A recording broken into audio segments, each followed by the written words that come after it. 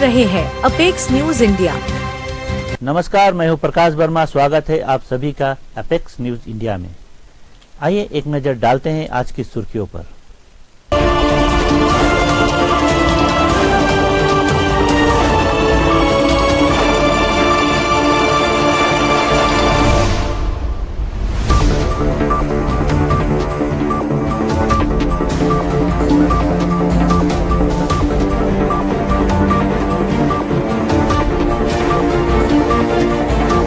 गृह पुलिस विभाग के प्रभारी उप मुख्यमंत्री प्रिस्टोन टिनसन ने राज्य पुलिस को सख्त निर्देश जारी किए हैं कि जो भी व्यक्ति बिना अधिकृत अनुमति के अधिकार के प्रतीक चिन्ह का दुरुपयोग करते हैं उनके खिलाफ सख्त कार्रवाई की जाए।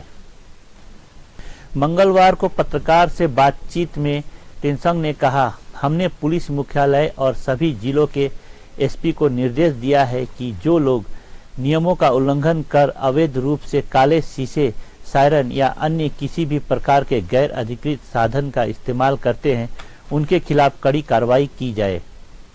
यह बयान हाल ही में कानून परिवर्तन कर्मियों का भेष धरकर लोगों की गिरफ्तारी और उनके पास से एयरगन बरामद होने के घटना के बाद आए। Be it black tinted glasses or be it the siren or be it anything which is not as per the prescribed regulation of the government. So, in fact, planning to contest an election. So, I still don't believe to that statement. I don't know from where did you get that source. I was also trying to ask my colleague, even politician, whether you are close to this man or not. But nobody knows at all. So therefore, don't just again come to a conclusion with that statement made by anybody. I don't know. But what I'm trying to tell you is, no matter what, whether you are close with A or B or C or D who is in power, but you have to go as per the prescribed norms, as per the prescribed rules. Coming to Jaya incident, why the police did not file any FIR even after the No, ultimately, because see, this issue, you need to also understand one thing. Since we are jointly coordinated ourselves with the local authority, meaning with the local community over there, and then we had a discussion, we discussed, and then we ultimately resolved the issue amicably. So therefore, it's not necessary that we should file the FIR or they should file a FIR, because ultimately, I said so, jointly from the police side, along with the community headman, they were also part of the of this mission. Coming to the drive against, some pressure groups are initiating drive against illegal migrants. Thereby some cases of harassment can also be there. Yeah. So what is the stand of the government? No, the stand of government is very, very clear. Whoever trying to check the documents of friends, maybe the interstate laborers coming into our state, we welcome them, but at the same time they need to make sure that they possess the required documents as laid down by the Act from time to time. Number two, of course, I've seen a number of pressure groups. Sometimes they went to the site and then checked, and then ultimately they found out that some of them they don't possess that required document. So it seems what they said, please go and collect and bring the document.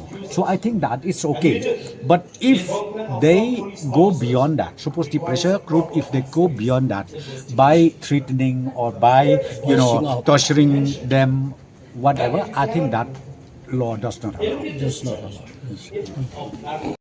गृह police विभाग के प्रभारी उप मुख्यमंत्री प्रिस्टोन टिनसन ने मंगलवार को आश्वासन दिया कि उत्तर गारो हिल्स जिले के ऊपर राजसिमला गांव की लापता 6 वर्षीय बच्ची के मामले को सरकारी अत्यंत गंभीरता से ले रही है। टिनसन ने विधानसभा में खारकुट्टा विधायक रूपर्ट मोमिन द्वारा उठाए गए शून्यकाल नोटिस के जवाब में कहा, इस मामले को सर्वोच्च प्राथमिकता दी जा रही है। बच्ची को उसके परिवार से मिलने और अन्य सुनिश्चित करने के लिए हर संभव प्रयास किया जा रहा है। उन्होंने बताया कि पुलिस और कई एजेंसियां मिलकर बच्ची को ढूंढने और उसके गुमशुदा होने की परिस्थितियों का पता लगाने में लगातार प्रयासरत है। बच्ची 18 जुलाई 2025 को दोपहर लगभग 1:30 बजे उस समय लापता हो गई जब उसके माता पिता मनरेगा योजना के तहत काम कर रहे थे। इसके बाद पिता ने खारकुट्टा थाना में गुमशुदगी की रिपोर्ट दर्ज कराई और जांच शुरू की गई। पुलिस, विभिन्न एजेंसियों और स्थानीय समुदाय ने मिलकर बड़े पैमाने पर खोज अभियान चलाया है। विशेष बल, search and rescue team, fire and emergency सेवाएं और के 9 यूनिट को क्षेत्र में लगाया गया। कठिन इलाके की तलाशी के लिए ड्रोन का भी इस्तेमाल किया गया। उप मुख्यमंत्री ने जानकारी दी कि मामले में एक व्यक्ति को गिरफ्तार किया गया है और कई सुरागों पर जांच जारी है। पुलिस ने असम पुलिस के साथ भी समन्वय कर कबाड़ विक्रेताओं समेत अन्य संदिग्धों से पूछताछ की है। हालांकि अब तक कोई ठोस सबूत सामने नहीं आया है। उन्होंने कहा, पुलिस सबूत जुटाने, सुरागों का पीछा करने और इस दुखद घटना का समाधान लाने में कोई कसर नहीं छोड़ रही है। हालांकि बहु एजेंसी और अंतर्राष्ट्रीय समन्वय के बावजूद बच्ची का अभी तक कोई पता नहीं चल सका है और मामला अब भी सक्रिय जांच के अधीन है। एक चौंकाने वाले घटनाक्रम में विधानसभा उपाध्यक्ष टिमोथी डी सीरा ने सोमवार को अपने पद से इस्तीफा दे दिया। यह इस्तीफा मुख्यमंत्री कर्नाटक के संगमा के देर रात आए फोन कॉल के बाद हुआ, जिससे राज्य के राजनीतिक में संभावित कैबिनेट फेरबदल की अटकलें तेज हो गई है। सीरा ने बताया कि रविवार रात लगभग 11 बजे मुख्यमंत्री कोनराड संगमा ने उन्हें फोन कर पद छोड़ने का अनुरोध किया। उन्होंने बिना किसी हिचकिचाहट के इस्तीफा दे दिया। सीरा ने कहा कि पार्टी के वरिष्ठतम सदस्य होने के नाते उनका यह दायित्व नहीं था कि वे इन निर्णय पर सवाल उठाए। विधानसभा अध्यक्ष थॉमस ए संगमा ने सीरा के इस्तीफे की पुष्टि करते हुए बताया कि बिजनेस एडवाइजरी कैबिनेट BAC के आपात बैठक बुलाई गई है, जिसमें शरद सत्र के कैलेंडर की समीक्षा कर नए उपाध्यक्ष के चुनाव की तिथि तय की गई है। उन्होंने कहा कि उपाध्यक्ष पद के लिए चुनाव 12 सितंबर को सत्र के अंतिम दिन होगा। मेघालय विधानसभा को सूचित किया गया कि राज्य इस समय लगभग 67,500 सरकारी नौकरियों की भारी कमी से जूझ रहा है। हर साल करीब 70,000 युवा रोजगार के योग्य हो जाते हैं, जबकि सरकार केवल 2,000 से 2,500 पद की उपलब्धि करा पा रही है। मुख्यमंत्री कर्नाटक के संगमा ने कहा, सरकारी क्षेत्र में करीब 67,500 नौकरियों की कमी है। यही वजह है कि सरकार एक समग्र योजना बना रही है ताकि हर साल कार्यालय में शामिल होने वाले 70,000 युवाओं को अवसर दिया जा सके। उन्होंने जानकारी दी कि वर्तमान में विभिन्न विभागों में करीब 7,000 रिक्तियों पर भर्ती प्रक्रिया चल रही है। रोजगार की चुनौती से निपटने के लिए सरकार ने करियर काउंसिल कार्यक्रम शुरू किया है, जो रक्षा सेवाओं, बैंकिंग और इंजीनियरिंग सहित 25 क्षेत्रों पर केंद्रित होगा। इस पहल का समन्वय Meghalaya state skill development society करेगी, जो राज्य भर के 34 केंद्रों के माध्यम से प्रशिक्षित सलाहकार उपलब्ध कराएगी। Identified, and obviously we guide them in those areas, and we do look at ensuring that guidance is given to them even when it comes to the government service. So therefore it's all part of it. But sir, I do take this opportunity to also again mention to the House and to the citizens at large that we do roughly, on a rough estimate, depending on the particular year, about an average of about 70,000 people are being eligible to join the workforce every year. 70,000. And this is year on year, sir. And therefore, when you look at the kind of government jobs that are available, roughly, right now, sir, we are doing a recruitment of close to about 7,000 vacancies, which have been there for the last 20 years.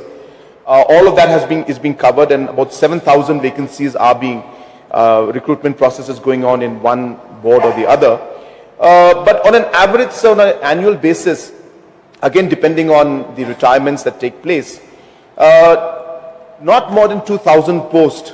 So maybe even if you include all the other casual posts, maybe not more than 2,500 posts will be available at the government level for our youngsters. So it's quite limited compared to a workforce of 70,000 plus people who will be joining or eligible to join the workforce every year. So there is a deficit of about 67,500 jobs for us, and that is really the challenge that we faced.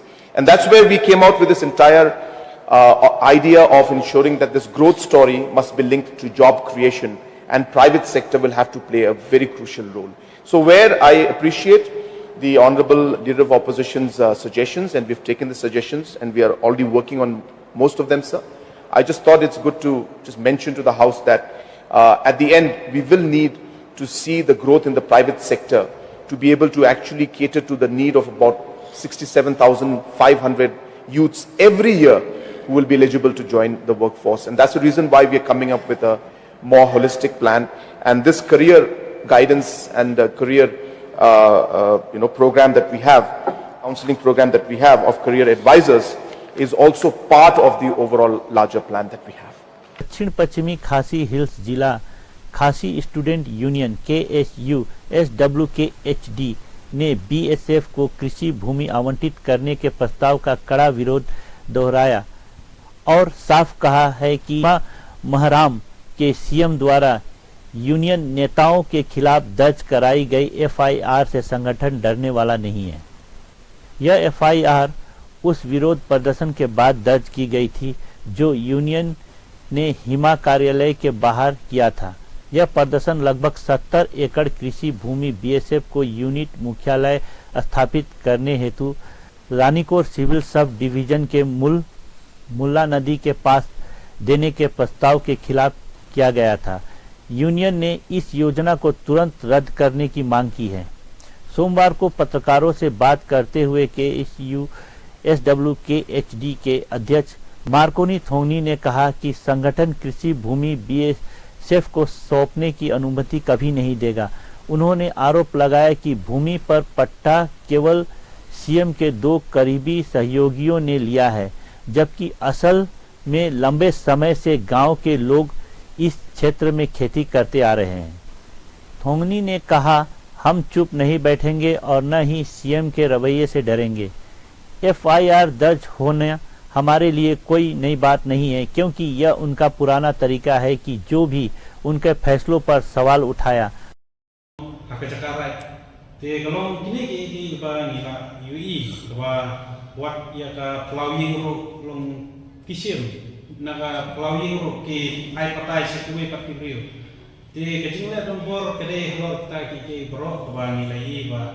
kantame akaba wan koroi kapa nakle ni kaseng manusia ni jures ikani di isu nam tabong don nebo ni penungkap ya kana bo na po pama na kiwe partiri ti kani ka bang ilaris pan hadir pat ni lai bakal urlong banwan kan ki banman bu tawar banbu na do yang igum Airtel Jio ti kini ke ka kacing itu kadai ka usiem ulong tuklar kan ni kambar do bi ye kidor pasnong te ka dor pasnong isa kan ay no si tang kasnong labian te usim utuklar ro kini di jingtung tawaro te kamot ba deban ay emosi mo te deban siu ho te kajaka jong itu giwe jong itu gikun gi haja te long itu gi jaka badan ba mubu tawaro long kini ken itu gi jaka nakliang mo si ma tikidi gi ba ngi la tuku ke nakliang adin itu kidon gi jaka ke pala adet buru ba long ke ba re ke jing siu pat kimyo jing siu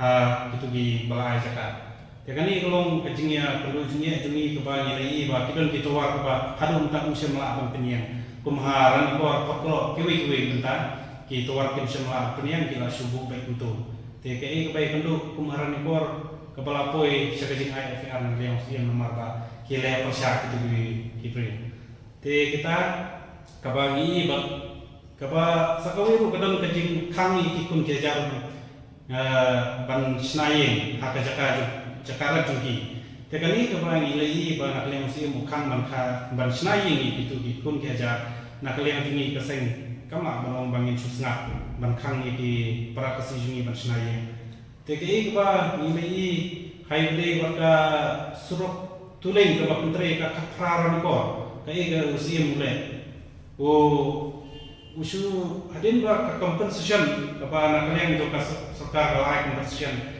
itu kinorat usul में ऊपर लोग scheme तो किपोर gitu kinorat पे kilarat yang itu bejakan hape तो boleh mau usim ai kinorat ya kata bagong ai tang 100% tek 100% ru kembali bagi daya apa pula syukur itu banai sekolah sana aja kompetisi itu ya gitu kinorat tek दक्षिण पश्चिमी खासी hills जिला खासी student union KSU SWKHD ने anti narcotic task force ANTF द्वारा हाल ही में लापलांग स्थित city palace इन hotel में ड्रग्स तस्करी से जुड़े मामले में की गई छापेमारी की सराहना की है। हालांकि यूनियन ने इस मौके पर एक बड़ी समस्या की ओर ध्यान दिलाया। बांग्लादेशी नागरिकों का मेघालय की स्थानीय महिलाओं से शादी करना और उसके बाद भारतीय दस्तावेज हासिल कर अपनी अवैध मौजूदगी को बैठ ठहराना। ANTF की इस छापेमारी में भारी मात्रा में याबा टेबलेट बरामद की गई। यह होटल कथित तौर पर राणा अहमद नामक व्यक्ति द्वारा संचालित किया जा रहा था, जो छापे के दौरान फरार हो गया और अब तक पुलिस की गिरफ्त से बाहर है। सोमवार को पत्रकार से बात करते हुए KSU साउथ वेस्ट खासी हिल्स यूनिट के अध्यक्ष मार्कोनी थोंगनी ने दावा किया कि अहमद बांग्लादेशी नागरिक है, जिसने रानीकोर के पास राजबारा गांव की एक गारो महिला से शादी की है। उन्होंने कहा, यह कोई अलग मामला नहीं है, हम लंबे समय से इसकी गतिविधियों पर नजर रख रहे हैं। वह कई बार ड्रग्स तस्करी में शामिल रहा है। मणिपुर के उखल जिले के मोलनोंग गांव में सोमवार सुबह तक तनाव फैल गया, जब हथियारबंद उग्रवादियों ने सीना कैठी से इम्फाल जा रही एक यात्री बस को रोक लिया। इस घटना से यात्रियों में भय और दहशत का माहौल बन गया। प्रत्यक्षदर्शियों के अनुसार यह घटना सुबह करीब 7:30 से 8 बजे के बीच घटी। बताया जा रहा है कि हथियारबंद कुकी उग्रवादी ने सीना केठिड इम्फाल मार्ग पर मोलेनुंग के पास बस को रोककर यात्रियों के मोबाइल फोन जब्त कर लिए और उनकी तलाशी ली। संदेह था कि यात्रियों ने कहीं किसी उग्रवादी कैंप के तस्वीरें या वीडियो तो नहीं ली। हालांकि बाद में मोबाइल फोन लौटा दिए गए। इस दौरान उग्रवादियों ने कई राउंड हवाई फायरिंग भी की, जिससे यात्रियों में अफरा तफरी मच गई और इलाके में असुरक्षा का माहौल बन गया।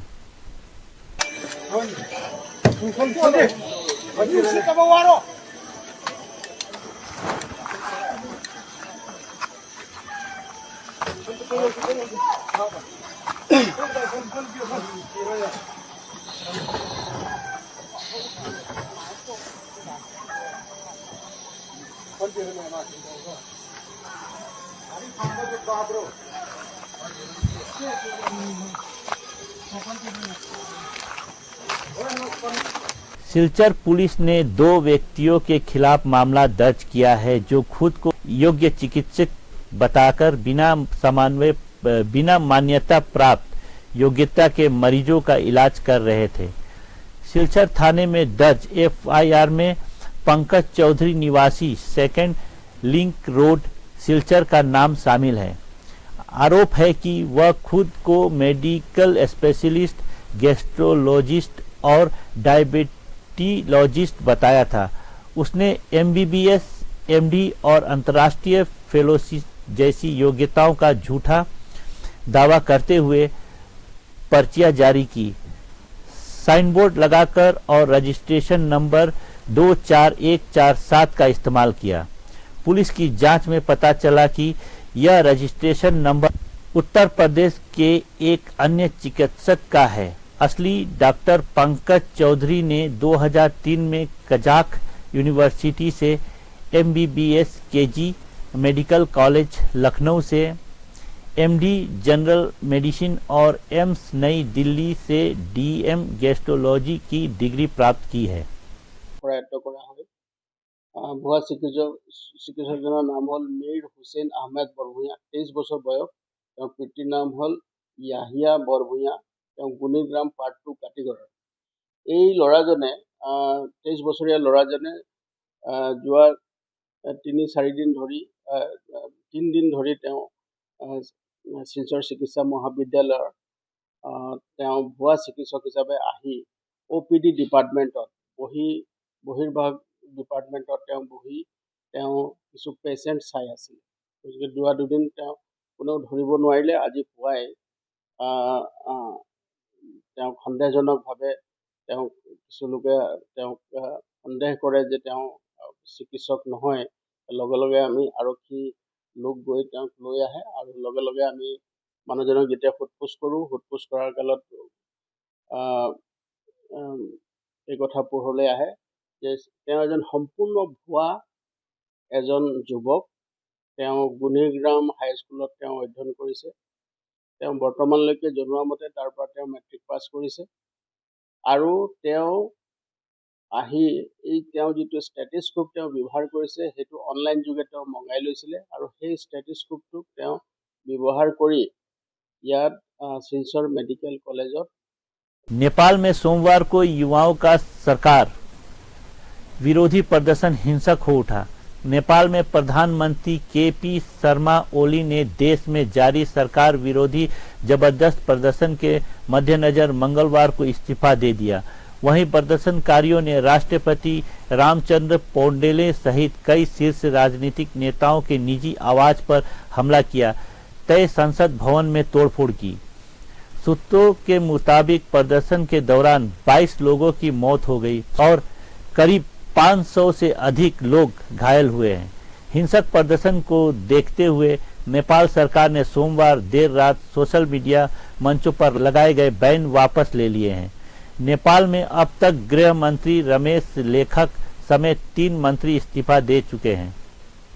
नेपाल में सोशल मीडिया बैन करने के फैसले के विरोध में सोमवार को लाखों की संख्या में युवा सड़कों पर उतर गए। प्रदर्शनकारी संसद परिसर में घुस गए। सुरक्षा बलों से उनकी झड़प भी हुई। काठमांडू की सड़कों पर सेना तक उतारनी पड़ गई, लेकिन स्थिति कंट्रोल में नहीं आई। कई शहरों में कर्फ्यू लगाया गया। जनजेट आंदोलन में 19 लोगों को जान गंवानी पड़ी, लेकिन मंगलवार को भी प्रदर्शनकारी डटे रहे। उनकी मांग थी कि KP शर्मा ओली अपने पद से इस्तीफा दे। जब मंगलवार को युवाओं का समूह प्रधानमंत्री कार्यालय में दाखिल होने की कोशिश करने लगा, तब जाकर KP शर्मा ओली ने अपने पद से इस्तीफा दे दिया। अब प्रदर्शनकारियों की मांग है कि बालेंद्र शाह ने नेपाल की कमान संभाले। बालेंद्र शाह को उनके समर्थक बोलने कहकर भी पुकारते हैं। वह काठमांडू मेट्रोपॉलिटन सिटी के मेयर है। बालेंद्र शाह का जन्म 1990 में काठमांडू में हुआ था। उन्होंने पहले नेपाल से सिविल इंजीनियरिंग की डिग्री ली। इनके बाद वह पढ़ने के लिए भारत आए।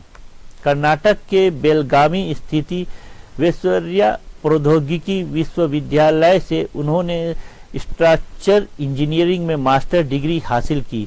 बालेंद्र शाह शुरुआत में नेपाल के अंडरग्राउंड हिप हॉप जगत में एक रैपर और गीतकार के रूप में सक्रिय थे। अपने संगीत में वह हमेशा भ्रष्टाचार और असमानता जैसे मुद्दों को उठाते थे। इसी के साथ मैं प्रकाश वर्मा आप सभी से विदा लेता हूं। कल फिर मुलाकात होगी कुछ नई खबरों के साथ। तब तक के लिए नमस्कार।